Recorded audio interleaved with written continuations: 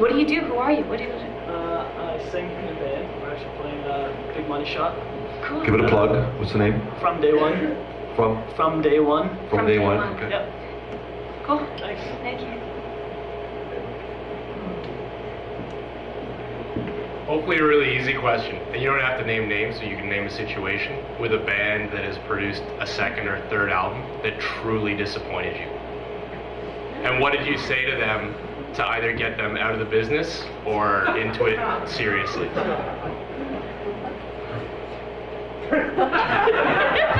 Please name names. That would be worth coming here. Thank you. I won't name any names, but I'll tell you why that happens. More often than not, I think why it happens, because I think that we've got into a position in our industry where the cycle of gratification and learning is almost non-existent. By that I mean that it takes so friggin' long from when you write your songs to when you get to make a record and make the record and when it comes out, and then you go tour for 2 years if it's successful, and at the end of that tour you've got a bunch of like 23-year-olds that are physically, emotionally and spiritually exhausted. And then they're expected to get right back into gear and write their next record. And I don't think it works that way. And I actually got this list I'm making up of what I would consider to be the golden era artists, for say early 60s to late 70s, the great artists from that era. And I've started to study how fast they made records and released them. It's unbelievable. I mean, they went on. They didn't realize they're doing this, but in fact, what they're doing was taking that golden moment in a creator's life, which I think is like late puberty to late 20s, early 30s, and especially with rock music. And they're instead of letting them create music that whole time, we're putting them on the road and wearing them out. So, like, I'll give you two examples. Led Zeppelin, 2 albums the first year. The Beatles, 2 or 3 albums the first year. Bob Dylan and Neil Young have each released, I think, 39 albums in their career, not including greatest hits, by the way.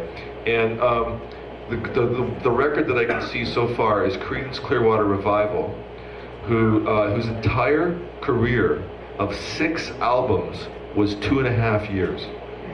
From the first record to the last record, it's 2.5 years, and 60-70% of those songs are classic songs. And we don't do that now. And I think the internet era is going to enable us to do that. We're going to enable us to record and release music when we're inspired. And there'll be some sort of cycle of gratification. Very, very brief story. Met Lamont Dozier one time. Lamont Dozier was from Holland, Dozier Holland, which was the most successful Motown writing, producing team. And Motown Records, in my opinion, was the greatest record label in history.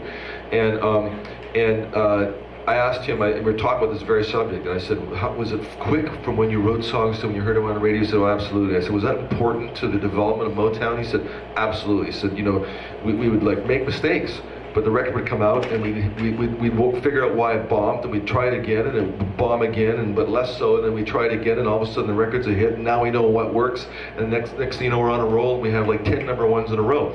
And I said, okay, so you wrote Stop in the Name of Love for the Supremes. How long was it from when you had the idea for that song to when you heard it on the radio? And he said 3 weeks. And these days it's 3 years, right?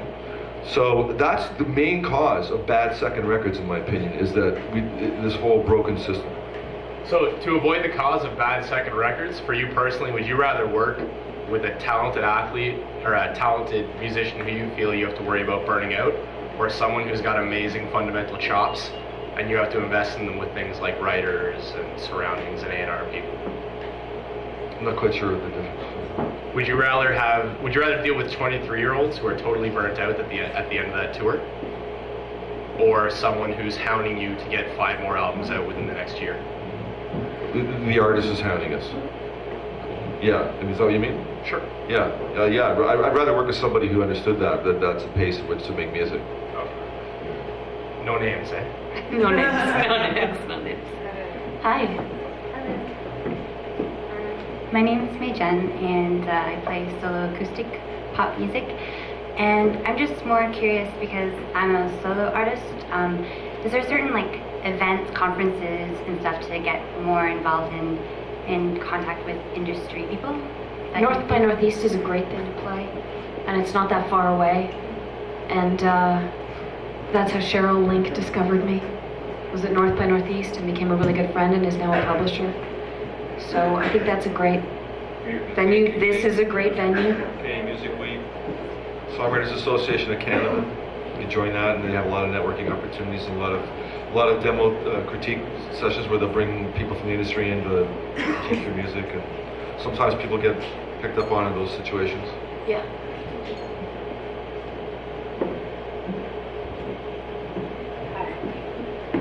Okay, so I have a two-part question. First one is I have one of those books that's really, really expensive. And the first thing that they talk about, because I'm in my early 30s, and the number one question is, can you still make it from, I mean, a lot of people start, actors, anybody in the entertainment business, some of them start when they're early 30s, 31, 32, and then they have to go through this whole process. Is there an age? Is there an age cutoff? Is it all about, are we going back to the roots where it's all about selling CDs out of the back of your van and playing for the bartender if there's nobody in the club, you know, and does it matter anymore? You know? I feel really strongly about this. I think that there's a sign outside of the city of Oz that says, if you're 25 or older, do not enter. And I think that sign exists to scare off the weak-hearted. I think people who turn around when they get to that sign shouldn't have come to the city of Oz to play anyway.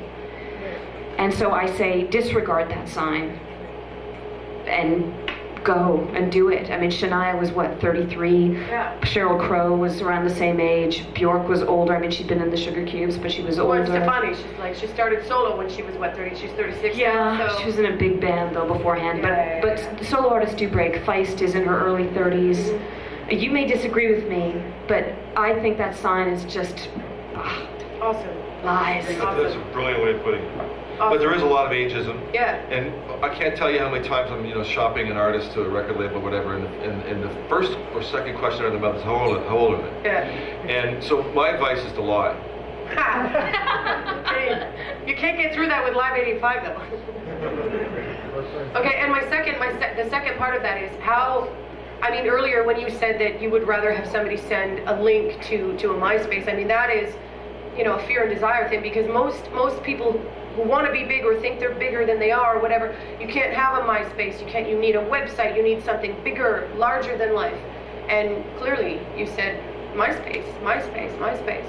MySpace has become the number way to, hear new music. I mean, I can't tell you, how much it's replaced every other method. It's basic because it's just amplified word of mouth, and that's how it was. It used to be that, some Zach Werner would call me up and say, I was in a Winnipeg bar last night. I saw this band. I think they were called the Corbis, something like that.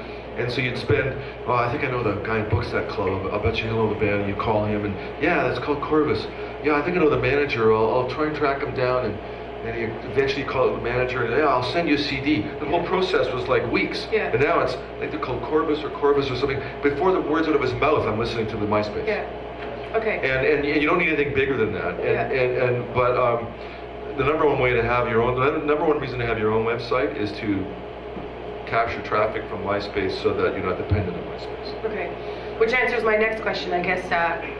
How important is it to get out there and play everywhere, every venue, no matter what, no matter how many people are coming, who's opening, who's closing, like how important is it to get out there and have merchandise and play? Well, it depends on the kind of music, and depends on if it's working.